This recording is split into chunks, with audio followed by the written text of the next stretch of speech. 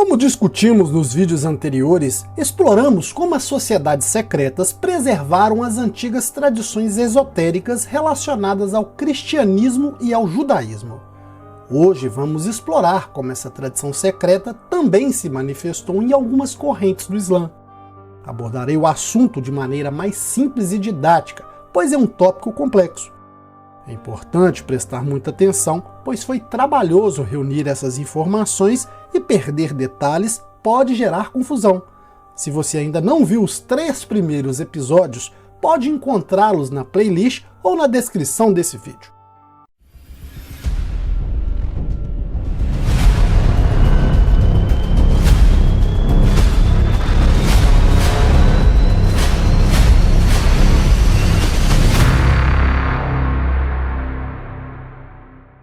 Vamos começar entendendo alguns conceitos fundamentais do Islã, focando nos diferentes grupos dentro da religião. Na metade do século VII, conflitos entre seguidores dos vários sucessores do profeta Maomé levaram uma grande divisão no Islã. De um lado, os islâmicos ortodoxos, chamados de sunitas, eram fortes defensores do califa Abu Bakr. Por outro lado, os sunitas acreditavam que Ali Abi Talib, marido de Fátima, filha do profeta Maomé, deveria ser o califa. Essa profunda separação na comunidade islâmica resultou em um conflito aberto, com os xiitas saindo em desvantagem.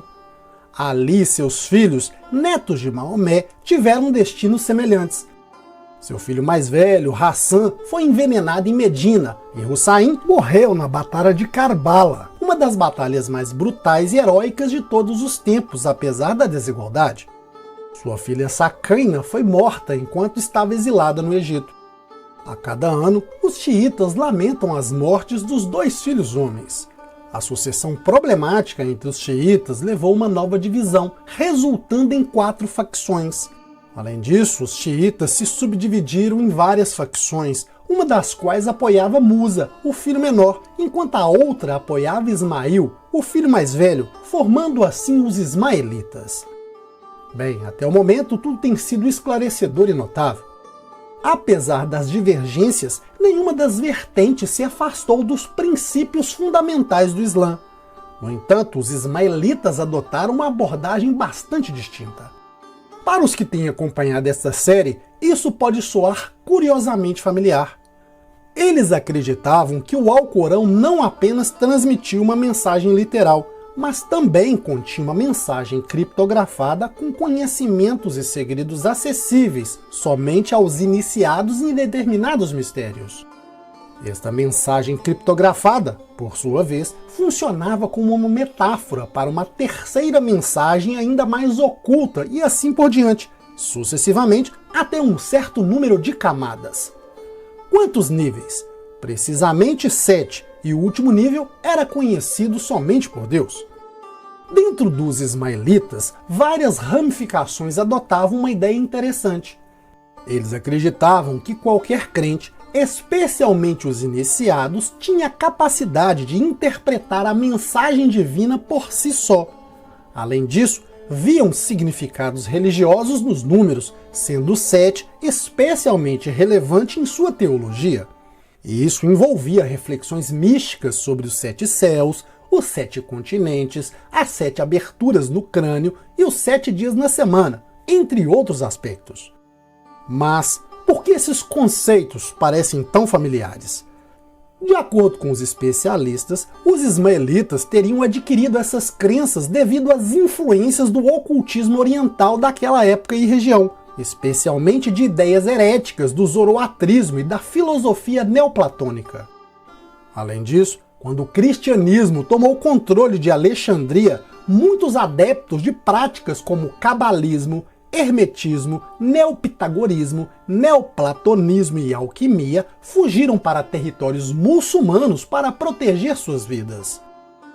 Agora vejam, os imãs israelitas no Islã são chamados de líderes religiosos. Eles tinham um papel muito especial. Eram vistos como pessoas iluminadas por Deus para guiar a humanidade em todos os aspectos da vida.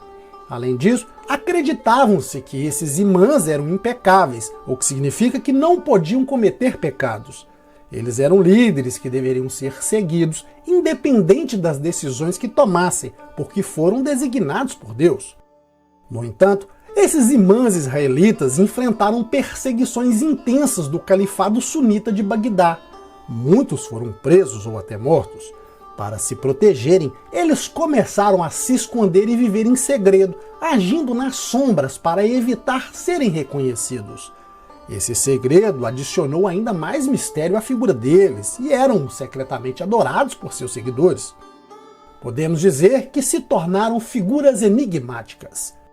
Por volta de 762, um líder muito influente emergiu no movimento ismaelita. Esse homem era Mohammed ibn Ismail, embora não saibamos com certeza se esse era seu nome verdadeiro, pois ele estava sob forte perseguição e usava muitos nomes falsos. Ele também era um médico e alquimista do sul de Medina, que também era um imã israelita. Desde jovem, tinha amplo conhecimento sobre várias religiões e seguia a filosofia do dualismo gnóstico, mantendo-se fiel ao credo xiita ortodoxo. Além disso, ele afirmava possuir conhecimento de doutrinas místicas e segredos dos ismaelitas. Mohammed ibn Ismail assumiu a liderança dos ismaelitas após a morte de seu pai, quando tinha apenas 22 anos. Embora tenha sido um defensor do ismaelismo, há teorias de que ele usou isso como uma fachada, visando introduzir um misticismo gnóstico no Islã e transformá-lo em um sistema independente. Ele estabeleceu uma seita conhecida como a seita mais interna, que contava com 7 níveis de iniciação. Essa seita ainda existe, mas muito pouco é conhecido sobre ela. Alguns estudiosos ocidentais, como Reinhard Dose, um arabista e ocultista do século XIX da Holanda, tiveram a oportunidade de entrar em contato com eles. Era uma sociedade secreta abrangente, organizada em diversos níveis de iniciação. Contrariando expectativas, seus membros eram indivíduos que valorizavam o pensamento livre, considerando a religião como uma restrição. Demonstravam grande tolerância em relação a outros iniciados em mistérios semelhantes e trabalhavam pacientemente para construir uma facção coesa e disciplinada que, com o tempo, passaria o poder não a ele mesmo, mas a seus descendentes. Essa era a visão principal que guiava seus esforços, alimentada por uma notável compreensão e habilidade em compreender profundamente a natureza humana. Os métodos que empregaram foram meticulosamente planejados, quase diabólicos. Eles não buscavam adeptos entre os xiitas, mas sim entre os gametas, maniqueístas, pagãos, estudiosos da filosofia grega e até mesmo entre os sunitas, desde que fossem iniciados avançados. Sua estratégia era introduzir gradualmente o mistério final e revelar que os imãs tradicionais e as religiões seguidas pelas massas eram ilusórios e sem sentido. Eles sempre enfatizavam que a maioria das pessoas não poderia compreender essas doutrinas, mas, para atingir seus objetivos, não hesitar em solicitar a ajuda daqueles que estavam dispostos. No entanto, eles selecionavam cuidadosamente almas devotas e humildes para ingressar nas primeiras etapas da seita.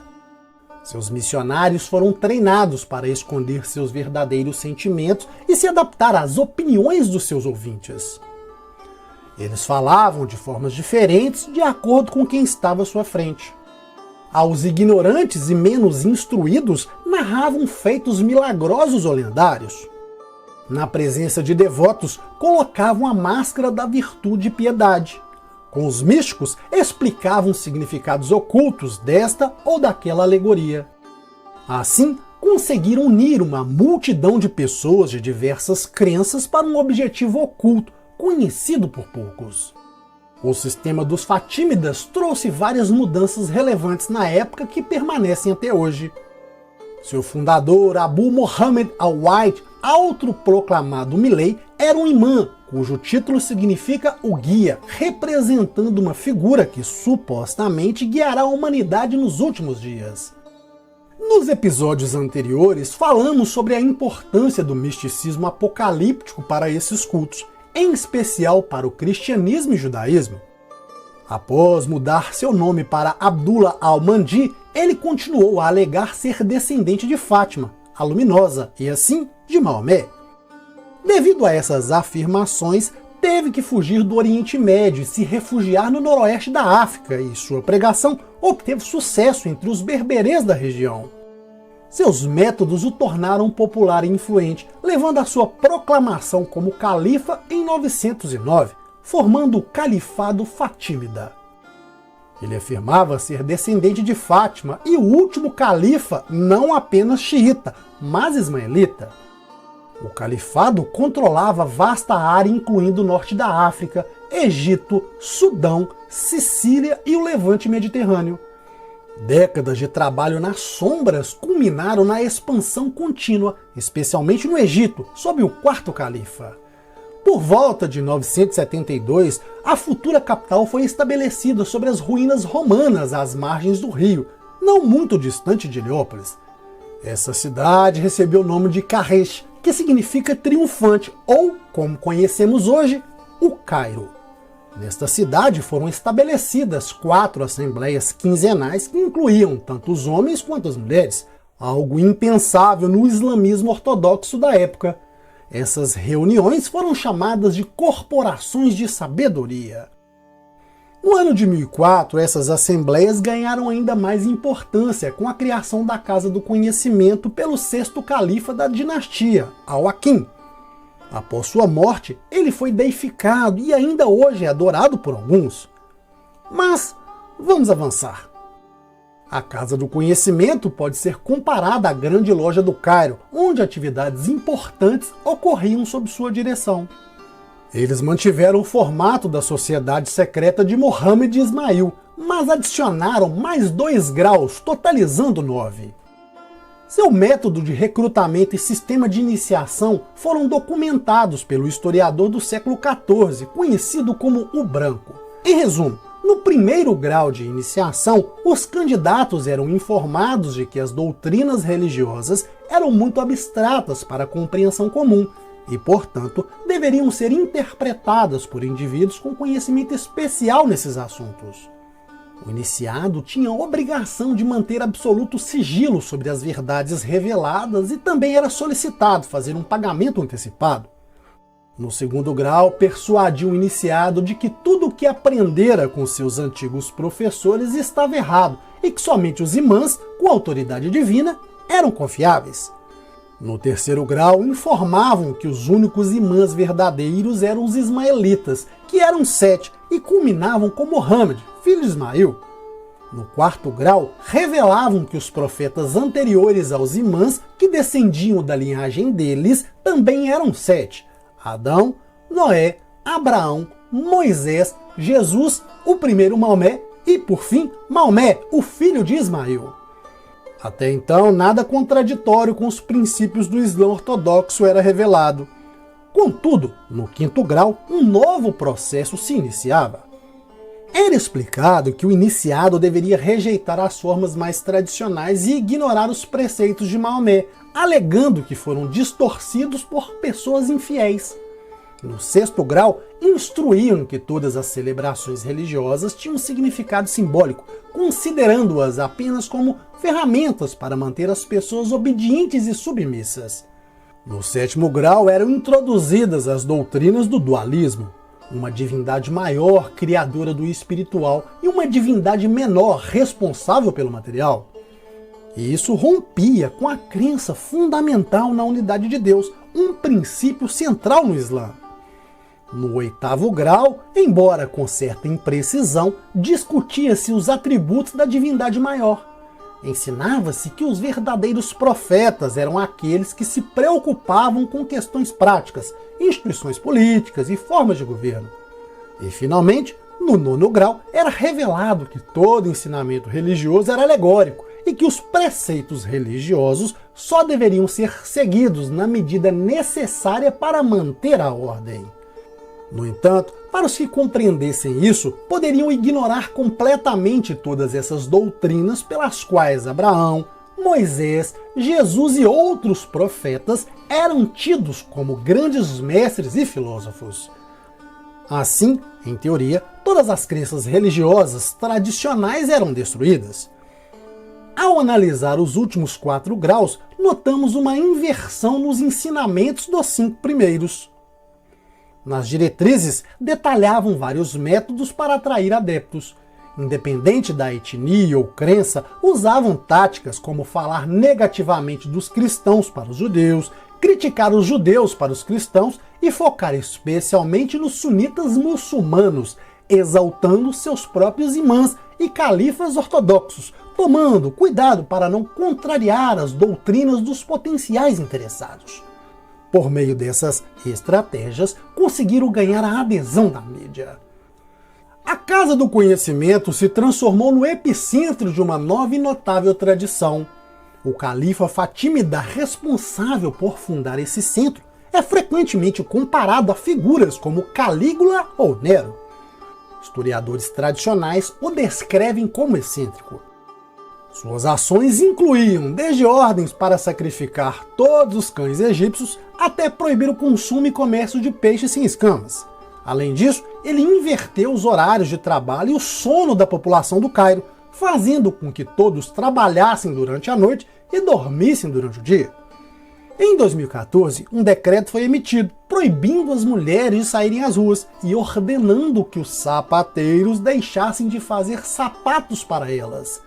Esse governante chegou a assassinar vários ministros, guardiões, funcionários e professores por pura diversão. De forma esporádica, demonstrava insatisfação e mandava cortar as mãos de todos os escravos do palácio.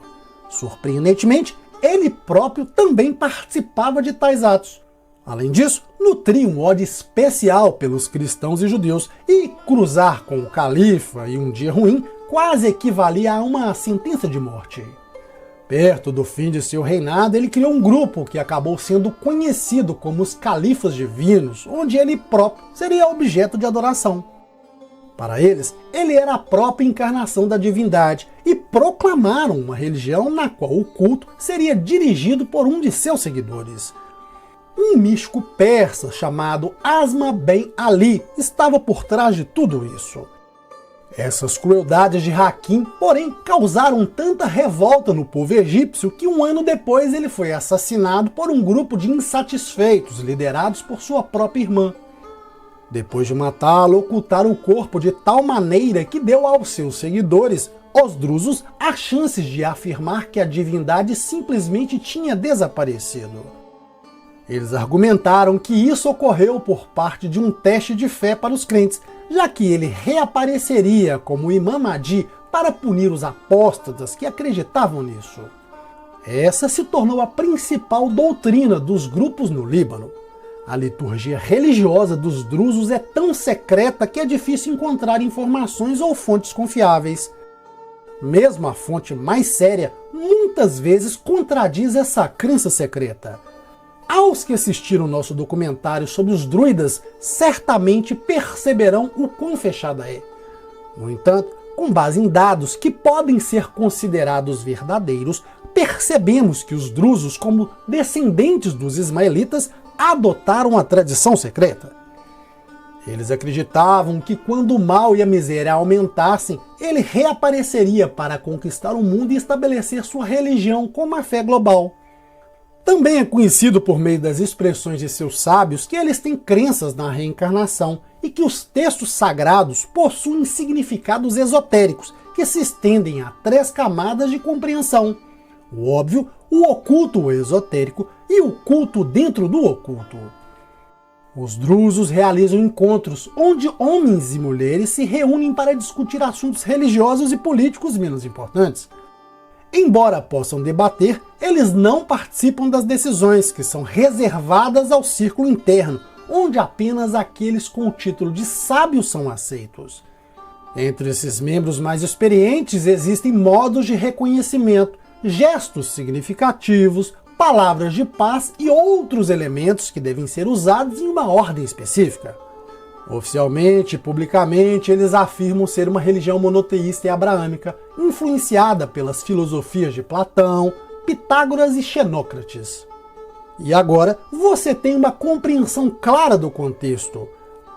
Além disso, eles declaram abertamente 7 princípios éticos como a essência de sua fé, os quais estão em consonância significativa com as normas sociais atuais. Bem, chegamos ao fim do 4º episódio dessa série. Caso não tenha assistido aos 3 primeiros, busque na playlist no canal ou nos links na descrição. Por favor, deixe o seu like e compartilhe o vídeo com aqueles que se interessam. E me diga nos comentários se eu devo focar mais nessa série ou explorar outros temas e vídeos diferentes. Eu sou Wagner Souza, um forte abraço e até mais.